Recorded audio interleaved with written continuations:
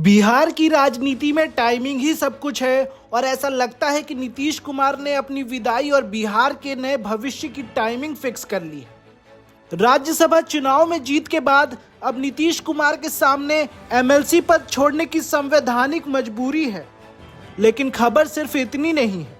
चर्चा है कि नीतीश कुमार एक सुनियोजित रणनीति के तहत मुख्यमंत्री पद भी छोड़ने वाले हैं। सवाल यह है कि क्या बिहार को पहली बार बीजेपी का मुख्यमंत्री मिलने वाला है और वो कौन सा चेहरा होगा जो नीतीश कुमार की विरासत को संभालेगा। नीतीश कुमार की राजनीति हमेशा चौंकाने वाली रही है। सूत्रों की माने तो इस बार वे 2 चरणों में सत्ता से हटेंगे।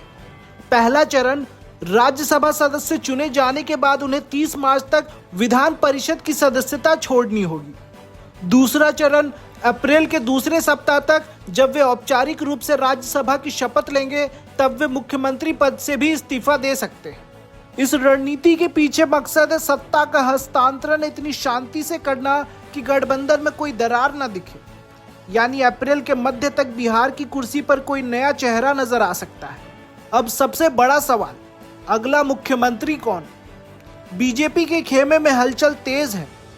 रेस में सबसे आगे मौजूदा डिप्टी सीएम सम्राट चौधरी का नाम चल रहा है, जिनका कद हाल के दिनों में काफी बढ़ा है। लेकिन लिस्ट लंबी है। केंद्रीय मंत्री नित्यानंद राय, डिप्टी सीएम विजय कुमार सिन्हा, मंगल पांडे और दिलीप जायसवाल के साथ साथ मुस्लिम चेहरे के तौर पर शहनवाज हुसैन का नाम भी चर्चा में है। हालांकि अंतिम फैसला दिल्ली दरबार यानी बीजेपी के शीर्ष नेतृत्व को ही करना है। 26 मार्च को समृद्धि यात्रा के समापन के बाद एनडीए के भीतर इस बार औपचारिक मुहर लग सकती है। नीतीश कुमार का केंद्र की राजनीति में जाना सिर्फ एक व्यक्तिगत फैसला नहीं है, इसके पीछे गहरा सियासी गणित है। अगर बीजेपी का मुख्यमंत्री बनता है तो अगले विधानसभा चुनाव से पहले बीजेपी के पास राज्य में अपनी जड़ें मजबूत करने का मौका होगा। वहीं केंद्र में जेडीयू की भूमिका और भी अहम हो जाएगी। हालांकि ये रास्ता कांटों भरा है। जेडीयू के जमीनी कार्यकर्ताओं को इस बदलाव के लिए तैयार करना और नए मुख्यमंत्री के प्रति जनता का भरोसा जीतना एनडीए के लिए सबसे बड़ी चुनौती होगी।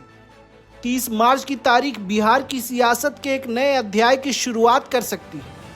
क्या नीतीश कुमार वाकई अपनी बरसों की पुरानी कुर्सी बीजेपी को सौंप देंगे या फिर आखिरी लम्हों में कोई नया ट्विस्ट आएगा? बिहार की राजनीति ने पहले भी कई पलटी मारी है, लेकिन इस बार का बदलाव स्थायी लग रहा है। और भी खबरों को जानने के लिए हमारे चैनल को सब्सक्राइब करें।